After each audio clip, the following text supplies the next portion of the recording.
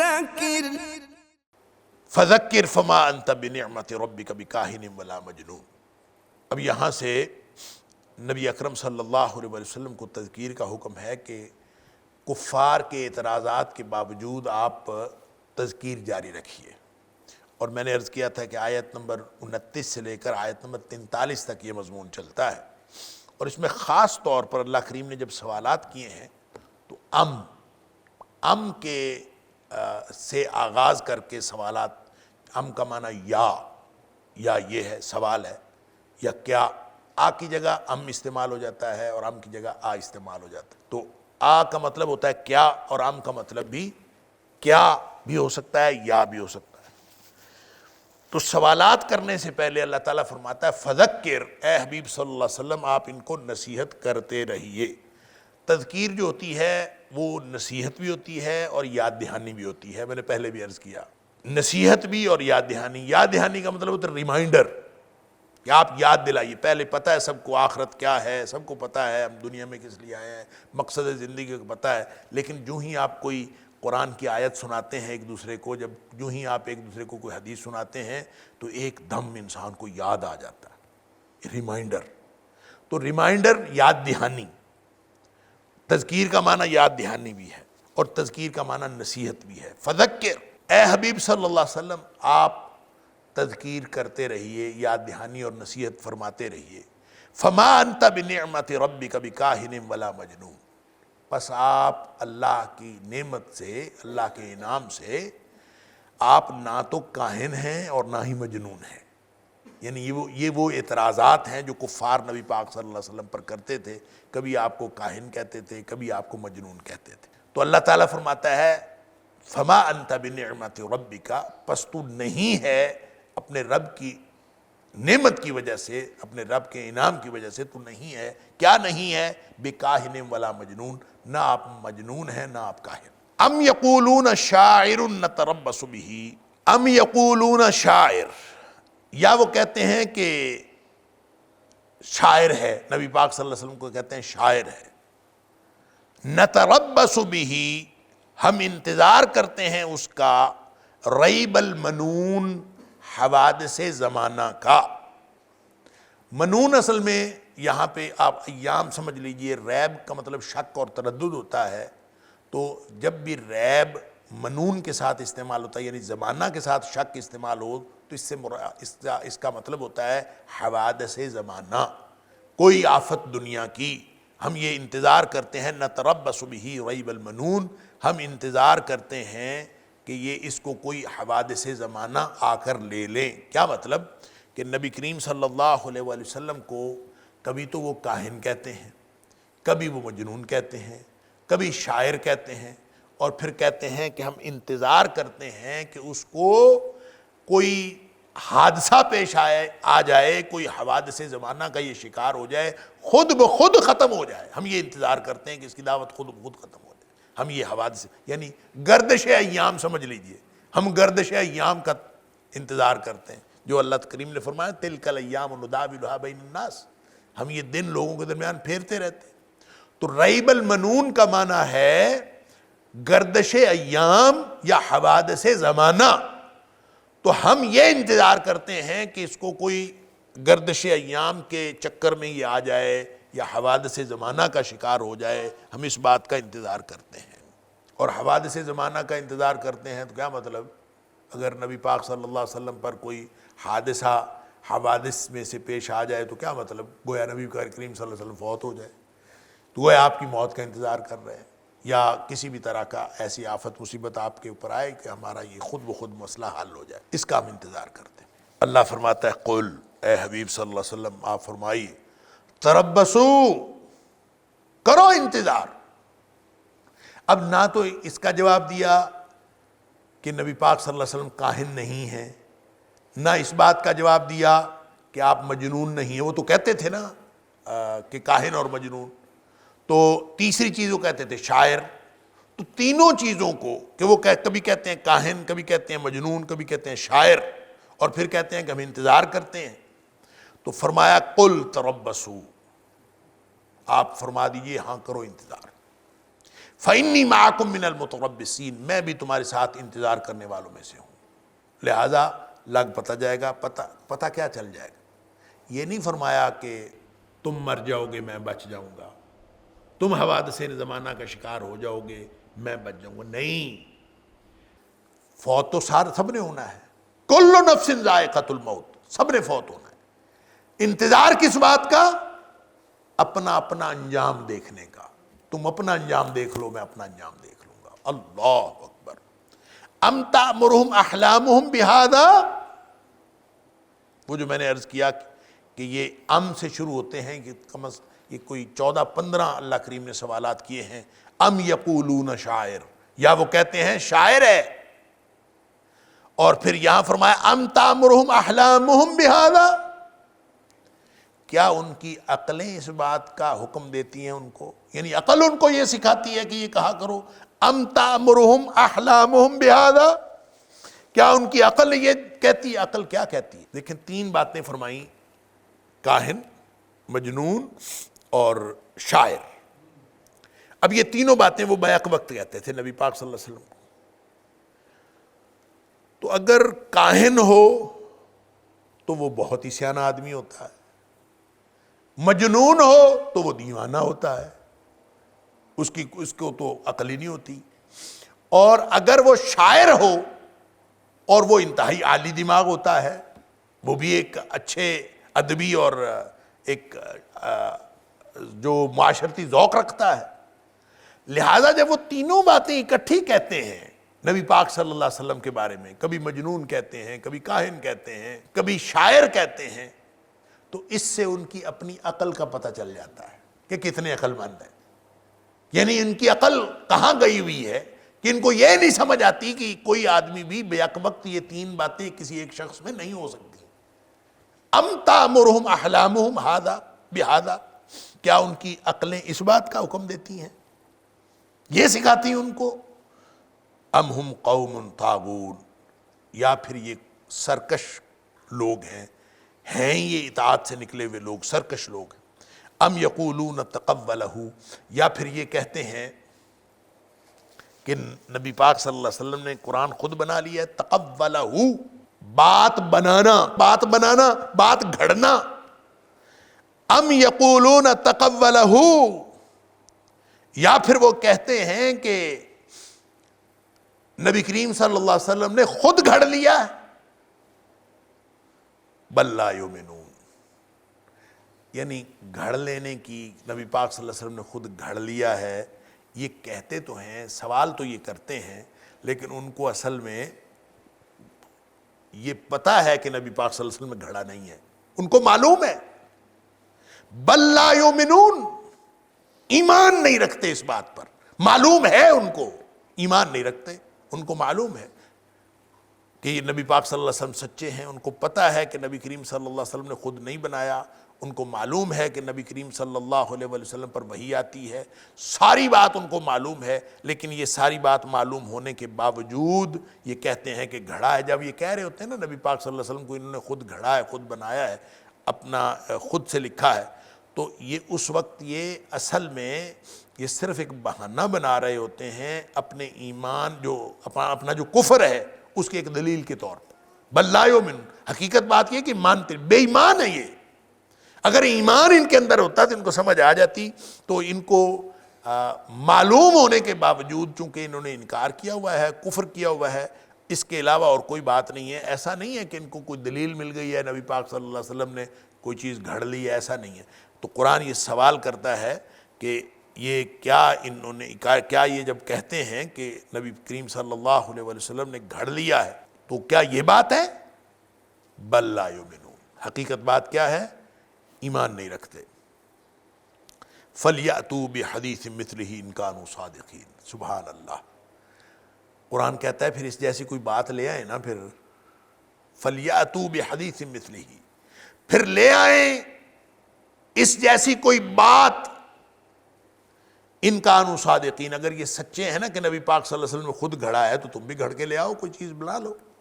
یہ وہی چیلنج ہے قرآن کا جو سورہ بقرہ میں بھی، سورہ ہود میں بھی، سورہ بنی اسرائیل میں بھی، مختلف جگہوں پہ اللہ تعالیٰ نے چیلنج کیا کہیں 10 صورتوں کا، کہیں ایک صورت کا، کہیں اس جیسا قرآن بنا کے لے آنے کا. یہاں فرمایا اس جیسی کوئی ایک بات ہی بنا کے لے آؤ.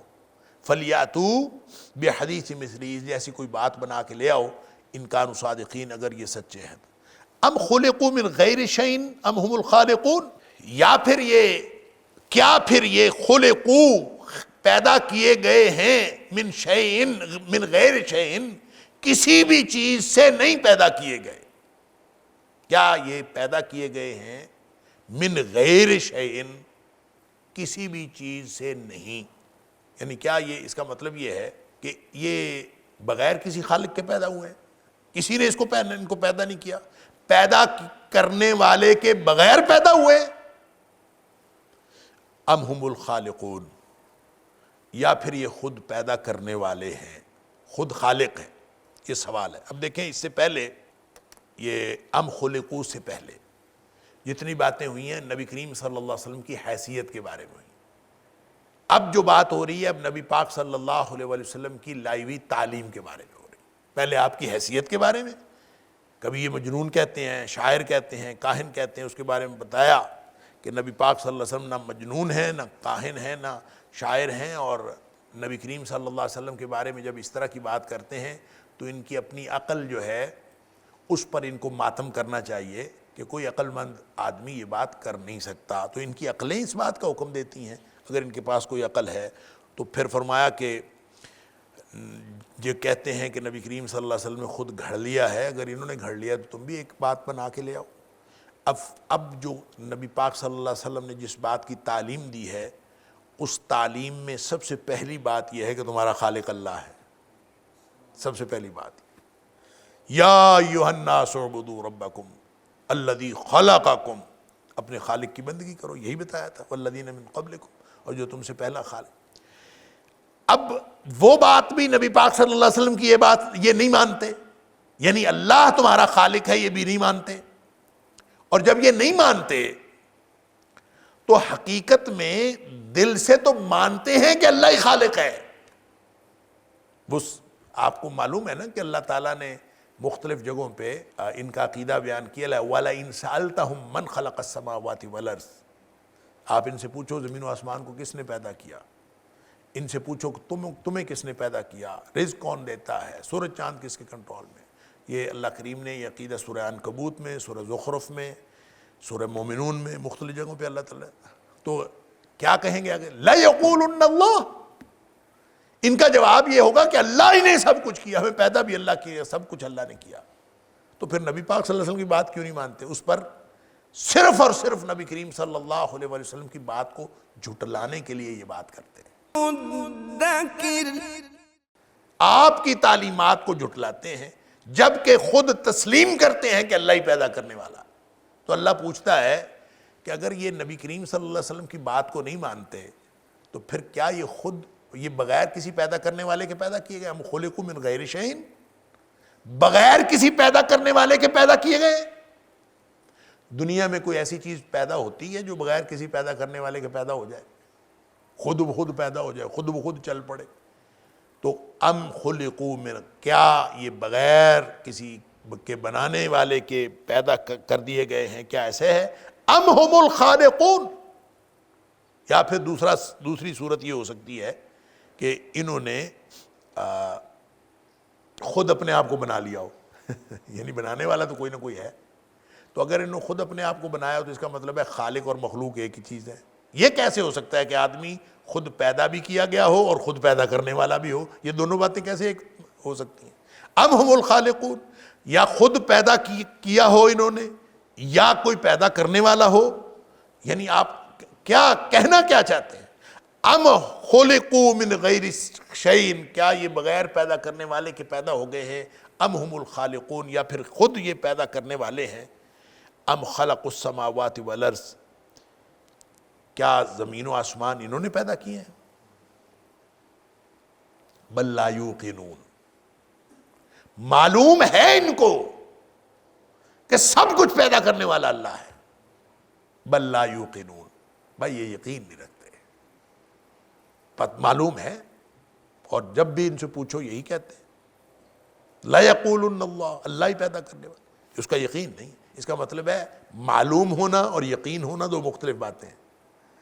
تو یقین رکھنا یہ ایمان کے لیے، درمیان میں ان کو شکوک و شبہات ہوتے ہیں، اور جو شخص جس کے پاس ایمان نہیں ہوتا اس کے پاس وہ ہمیشہ شکوک و شبہات کا شکار ہوتا ہے، اور جس کو اللہ تعالیٰ ایمان دیتا ہے وہ اطمینان حاصل ہو جاتا ہے اس کو.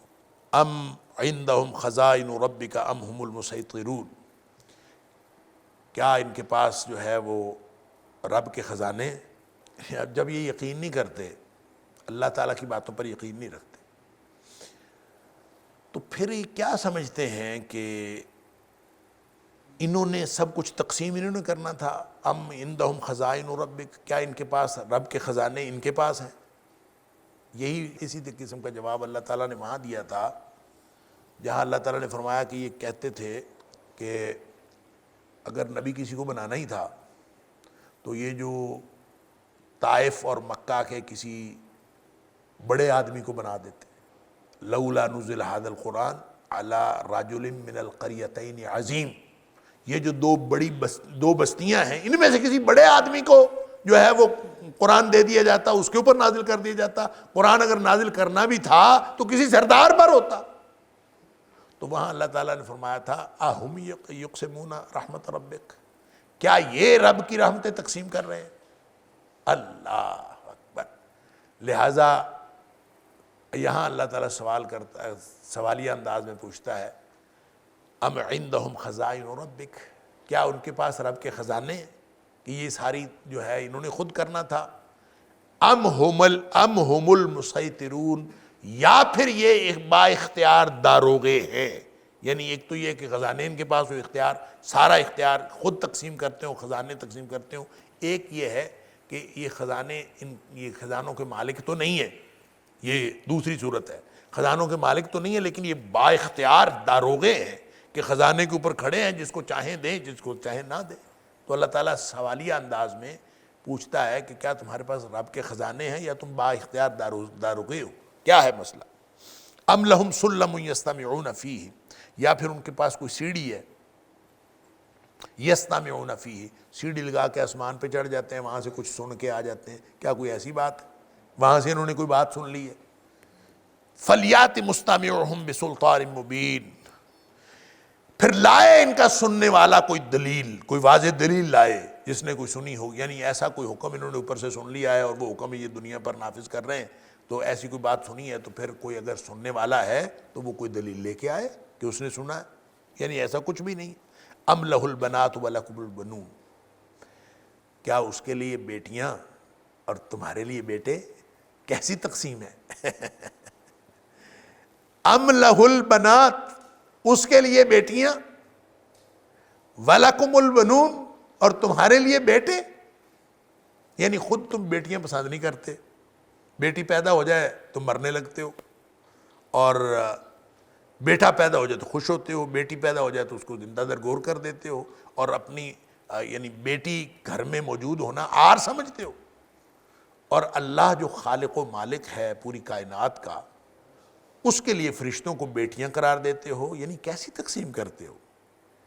ام لہ البنات، کیا پھر اس کے لیے بیٹیاں، وَلَكُمُ الْبَنُونَ، اور تمہارے لیے بیٹے. یعنی کیسی یہ تقسیم ہے. دوسری جگہ اللہ تعالیٰ نے فرمایا یہ پھر قسمۃ ضیزہ، یہ بڑی بری تقسیم ہے جو تم یہ تقسیم کرتے ہو کہ اپنے لیے بیٹیاں، اپنے لیے بیٹے اور اللہ کے لیے بیٹیاں. ام تسألہم اجرا، یا پھر کوئی ایسی بات ہے. یعنی یہ وہ سارے سوالات ہیں جو نبی کریم صلی اللہ علیہ وسلم کی دعوت کو جھٹلانے کے لیے ان کے اعتراضات تھے، ان کو سوالات کی شکل میں اللہ تعالیٰ نے ان کے سامنے رکھا. ام تسألہم اجرا، کیا پھر آپ ان سے کوئی بدلہ مانگتے ہیں، اجر مانگتے ہیں، ان سے کوئی مزدوری مانگتے ہیں. فہم من مغرم مثقلون، کہ یہ اس جرمانے کے یا تاوان کے بوجھ تلے دبے جا رہے ہیں. مغرم کہتے ہیں تاوان کو یا جرمانے کو. تو فہم من مغرم مثقلون، کیا پھر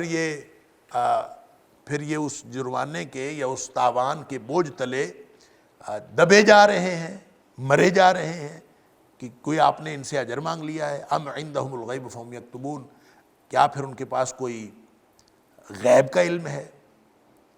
فہم یکتبون، اور اس کو یہ خود لکھتے ہیں، غیب کا علم ہے اس کو لکھتے ہیں۔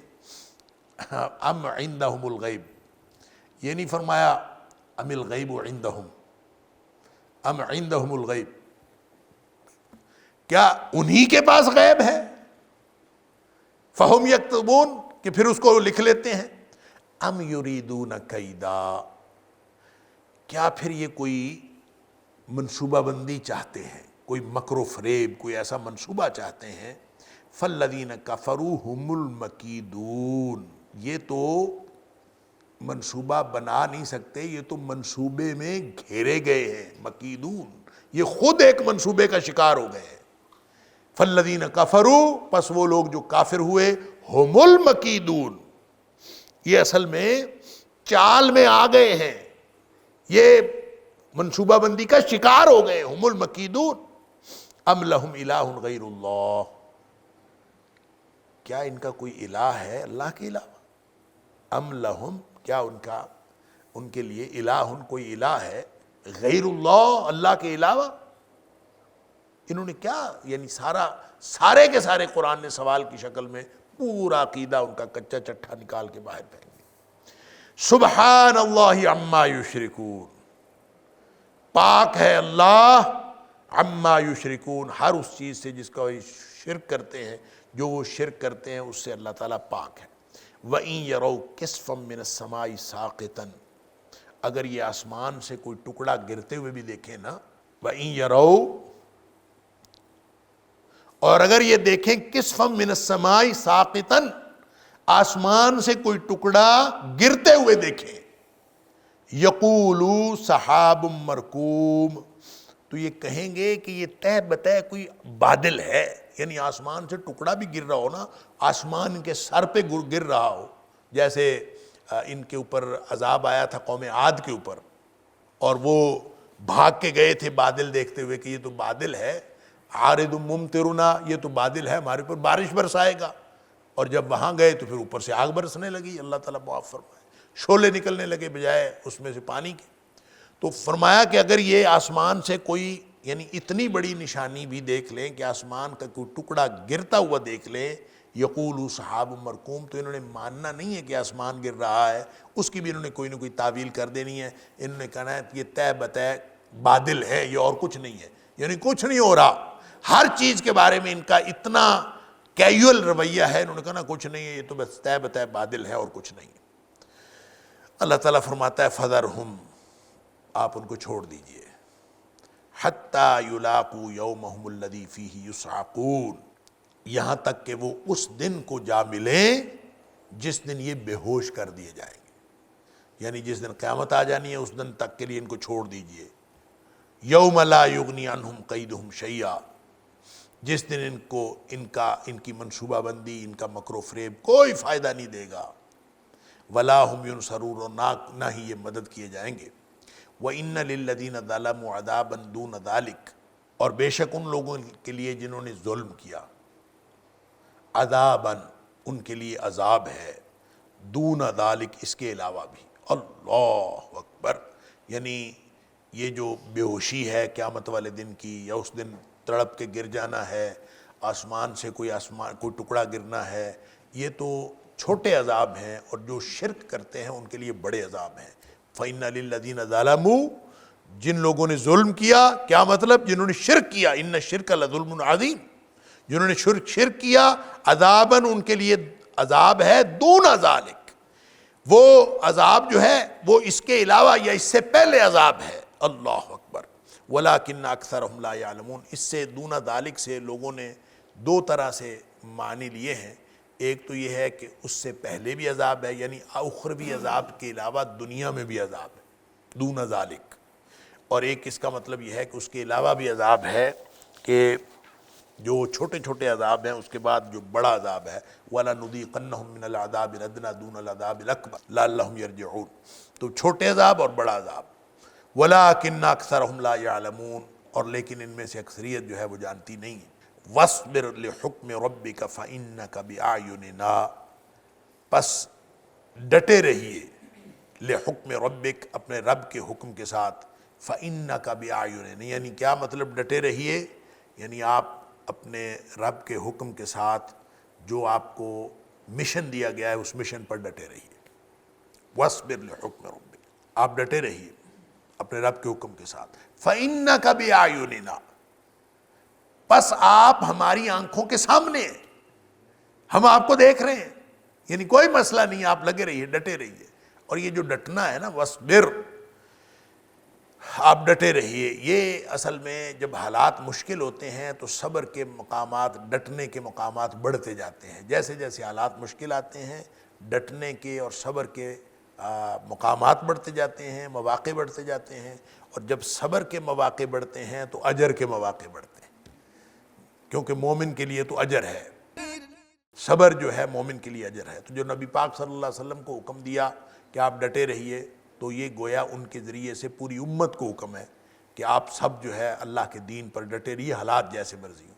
جیسے نبی کریم صلی اللہ علیہ وآلہ وسلم نے فرمایا کہ ان من ورائکم ایام الصبر، کہ اے میرے صحابہ، تمہارے بعد ایک دور آنے والا ہے جو ڈٹنے کا دور ہے، ایام صبر، ڈٹنے کے دن آنے والے، یعنی اس سے زیادہ خوفناک دن آئیں گے، ڈٹنے کا دن۔ اس پر جو ہے نبی کریم صلی اللہ علیہ وسلم نے فرمایا کہ اس دور میں، دور اتنا مشکل ہوگا کہ اس دور میں دین پر ڈٹنا اتنا مشکل ہوگا کہ قبض علی الجمر، جیسے آگ کا انگارہ ہاتھ میں پکڑنا مشکل ہے، ایسے ہی دین پر ڈٹنا مشکل ہوگا۔ پھر نبی پاک صلی اللہ علیہ وسلم نے فرمایا کہ اس دور میں اگر کوئی دین پر عمل کرے گا نا، وَلِلْعَامِلِ فِيهِنَّ أَجْرُ 50، مشکل حالات میں دین پر عمل کرنا وہی تو اجر ہے، ان حالات میں ڈٹے رہنا وہی تو اجر ہے۔ فرمایا اس دور میں جو دین پر عمل کرے گا اس کے لیے 50 لوگوں جتنا اجر ہے۔ تو صحابی پوچھتا ہے اللہ کے رسول صلی اللہ علیہ وسلم، 50 منا او 50 منہ، یہ جو 50 لوگوں جتنا اجر ہے، یہ 50 لوگ کون سے ہیں؟ اس دور کے 50 لوگ یا ہمارے صحابہ کے دور کے 50 لوگ؟ کس دور کے 50 لوگوں جتنا اجر ہے؟ نبی کریم صلی اللہ علیہ وسلم فرمایا 50 منکم، اے صحابہ کرام تمہارے 50 لوگ، یعنی 50 صحابہ جتنا اجر ملے گا جو اس دور میں اللہ کے دین پر ڈٹا رہے گا۔ وَاصْبِرْ لِحُکْمِ رَبِّكَ فَإِنَّكَ بِأَعْيُنِنَا، اے حبیب صلی اللہ علیہ وسلم آپ ڈٹے رہیے اپنے رب کے حکم پر اور رب کے فیصلوں پر، آپ ہمارے سامنے ہیں۔ فَسَبِّحْ بِحَمْدِ رَبِّكَ، پس آپ تسبیح بیان کیجئے اپنے رب کی حمد کے ساتھ، حین تقوم، جب بھی آپ کھڑے ہوں۔ اچھا، یہ جو سبح بحمد ربک حین تقوم، جب بھی آپ کھڑے ہوں، اس وقت آپ نے اپنے رب کی حمد بیان کرنی، سبحان اللہ۔ سبح، پاکی بیان کرو، بحمد ربک، اپنے رب کی تعریف کے ساتھ، اپنے رب کی حمد کے ساتھ، حین تقوم، جب بھی آپ کھڑے ہوں۔ اس سے کیا مراد ہے؟ اس سے مراد مختلف مفسرین نے مختلف لیا ہے، میں سارا کچھ عرض کر دیتا ہوں اور پھر آپ سمجھ لیجئے کہ کیا ہے۔ سب سے پہلی بات یہ ہے کہ جب آپ نیند سے بیدار ہوں، نیند سے بیدار ہوں تو آپ اللہ کی حمد بیان کیجئے۔ لہٰذا نبی اکرم صلی اللہ علیہ وسلم نے نیند سے بیدار ہونے پر جو دعائیں سکھائی ہیں، الحمدللہ، وہ الحمدللہ سے شروع ہوتی ہیں۔ الحمدللہ الذی احیانا بعدما اماتنا والیہ النشور، الحمدللہ الذی عافانی فی جسدی ورد علی روحی وأذن لی بذکرہ، یہ بھی الحمدللہ سے شروع ہے۔ سب تعریف اللہ کے لیے، شکر ہے اس اللہ کا جس نے میرے جسم میں عافیت بخشی اور میری روح مجھے واپس لوٹا دی اور مجھے اپنا ذکر کرنے کی توفیق بخشی، اس پر بھی اللہ کا شکر ہے۔ تو گویا سبحان اللہ، الحمدللہ پڑھنا اٹھنے کے بعد، جب بھی انسان نیند سے بیدار ہو تو الحمدللہ اللہ کی حمد کے ساتھ تسبیح بیان کرنا یہ ضروری ہے۔ اچھا، بعض نے کہا کہ حین تقوم کا مطلب مجلس سے اٹھنا ہے، اور جب مجلس سے اٹھا جائے تو جیسے نبی کریم صلی اللہ علیہ وسلم نے کفارہ مجلس کی دعا سکھائی ہے، سبحانک اللہم وبحمدک اشہد ان لا الہ الا انت استغفرک واتوب الیک، تو گویا کوئی شخص جب اٹھے گا کفارہ مجلس تو اس وقت بھی اللہ تعالیٰ کی تسبیح بیان کرے، تو یہ دوسرا معنی ہو گیا، اور اس کی بھی نبی پاک صلی اللہ علیہ وسلم دعا سکھائی۔ تیسری جو ہے وہ حین تقوم سے مراد جب آپ نماز کے لیے کھڑے ہوں، تو نماز کے لیے کھڑے ہوں تو بھی رب کی حمد بیان کریں. تو جب نماز کے لیے کھڑے ہوتے ہیں تو ہم حمد بیان کرتے ہیں نا. کیا اللہ اکبر کہنے کے بعد پہلا سبحانک اللہم و بحمدک و تبارک اسمک و تعالی جدک ولا الہ غیرک، اللہ اکبر. اور اس کا چوتھا معنی جو حین تقوم کا لیا ہے وہ یہ ہے کہ ہر گفتگو کے وقت، ہر تقریر کے وقت یا ہر خطاب کے وقت جو ہے وہ اللہ تعالیٰ کی حمد بیان کی جائے. اور نبی اکرم صلی اللہ علیہ وآلہ وسلم کا طریقہ کار یہی تھا. اب جب بھی کوئی گفتگو کا آغاز فرمایا کرتے تھے، کسی بھی وقت گفتگو کے لیے اٹھ کے کھڑے ہوتے تھے، تو نبی پاک صلی اللہ علیہ وسلم اس کا آغاز، یعنی ہر خطبہ، ہر خطاب، ہر تقریر، اس سے پہلے نبی پاک صلی اللہ علیہ وسلم جب بھی کھڑے ہوتے تھے تو آپ شروع فرماتے تھے الحمد سے، الحمدللہ یا ان الحمد للہ نحمدہ ونستعینہ. تو ہر گفتگو جو ہے وہ الحمدللہ سے شروع ہونی چاہیے. حین تقوم کا مطلب ہر گفتگو کے لیے، ہر خطاب کے لیے جب آپ کھڑے ہو. ان معنوں کے علاوہ اب آخری معنی جو ہے وہ بہت قابل غور ہے کہ یہ جو سبح بحمد ہے کہ رب کی تسبیح بیان کیجئے، اس سے مراد نماز ہے. کہ کہا تو گیا ہے رب کی حمد کے ساتھ تسبیح بیان کیجئے، لیکن مراد اس سے نماز ہے. کیسے پتہ چلا کہ اس سے مراد نماز ہے؟ القرآن یفسر بعضہ بعضا، قرآن جو ہے اپنے ایک حصے کی تفسیر دوسری جگہ سے کرتا ہے. اور سورہ طٰہٰ کی آیت نمبر 130 جو ہم پڑھ آئے ہیں، اس میں بھی اللہ کی تسبیح بیان کرنے کا حکم ہے. سبح بحمد ربک، یہی الفاظ ہیں وہاں بھی، اور وہ نماز کے لیے استعمال ہوئے ہیں. وہاں اس آیت کو ہم دیکھ لیتے ہیں، پھر اس کو دیکھ لیتے ہیں، بات مکمل ہو جائے گی. فاصبر علی ما یقولون، وہاں بھی ملتے جلتے الفاظ ہیں. یہ جو کچھ کہتے ہیں اس پر آپ صبر کیجئے، ڈٹے رہیے. وسبح بحمد ربک، اور اپنے رب کی حمد کے ساتھ تسبیح بیان کیجئے. قبل طلوع الشمس، سورج طلوع ہونے سے پہلے. وقبل غروبها، اور اس کے غروب ہونے سے پہلے، طلوع ہونے سے بھی پہلے اور غروب ہونے سے بھی پہلے. ومن آناء اللیل واطراف النہار، اور رات کے جو کنارے ہیں اور دن کے کنارے، ان میں بھی آپ جو ہے وہ اللہ کی تسبیح بیان کیجئے. لعلک ترضی، تاکہ وہ تجھ سے خوش ہو جائے. اچھا جی، یہ جو آیت ہے یہ گویا نماز کے اوقات بتاتی ہے، اور اس کی تفصیل ہم نے ذکر کی تھی کہ یہ چونکہ نماز کے اوقات اس کے ذکر ہوا ہے کہ رات کی گہرائیوں میں بھی اور دن کے کناروں میں بھی، سورج طلوع ہونے سے پہلے، سورج غروب ہونے کے بعد، تو یہ ساری نمازیں. اور یہاں بھی اس کو اگر ملحوظ رکھتے ہیں تو یہاں بھی نمازوں کے اوقات ہی بتائے گئے ہیں. اس لیے سبح بحمد کا معنی نماز لیا جا سکتا ہے. اوقات کیسے بتائے گئے ہیں؟ سب سے پہلی بات ہے حین تقوم، اپنے رب کی حمد تسبیح بیان کیجئے اس کے حمد کے ساتھ. کب؟ حین تقوم، جب آپ اٹھ کے کھڑے ہوں. اٹھ کے کھڑے ہوں کہاں سے؟